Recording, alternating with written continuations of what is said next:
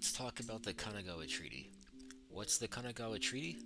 It's the result of the United States expedition in 1852, led by Matthew Perry, to open up communications between the United States and Japan. It is an event that I, as a student of Japanese language and culture, find to be very interesting. But before we talk about the conference of the treaty, let's talk about Japan's isolation beforehand. It started in the 16th century, with the Portuguese arriving first and the Dutch and English arriving not that long after. Trade between Japan and the West was strong for about a century, but the Portuguese got banned for spreading their religion, and the English decided to leave of their own accord, leaving only the Dutch to trade with Japan. The Dutch monopoly on trade and Japan's isolationism made it difficult for other countries to establish relations with the island nation. Cut to November of 1852, the United States sends out Matthew Perry with one goal: establish a treaty with Japan. This would not be the first expedition the United States sent to Japan, but it would be the first to accomplish its mission. After over half a year, Perry's expedition arrived in Tokyo Bay, where they waited for several days, for Perry refused to meet with any but direct representatives of the Emperor. Knowing they could not turn away Perry's fleet, the capital city sent the imperial princes, Ito and Toda, to meet with Perry, who handed them letters from both himself and the president.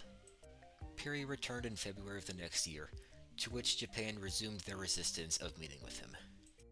But again Japan relented, this time allowing Perry to land and bring his procession to the imperial capital.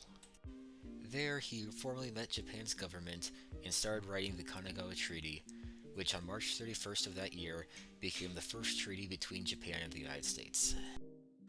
Perry had three goals when the treaty was being written. He accomplished two of these. The treaty opened two ports in Japan for the Navy to refuel their steamships, and also provide protections for American oil workers in the whaling industry. However, Perry failed to establish trade with Japan. This goal wasn't accomplished until 4 years later, when the Harris Treaty was signed. One thing of note is that Perry managed to include a most favored nation clause. This granted the United States any privilege granted to any other nation to form a treaty with Japan, including future treaties. The most favored nation clause, in particular, helped lead to the relationship that the United States and Japan have today. To restate, the Kanagawa Treaty was the result of an expedition by the United States led by Matthew Perry, which was prompted by Japan's seclusion from much of the Western world. And the treaty was one of the most important factors that led to the relationship that Japan and the United States have today.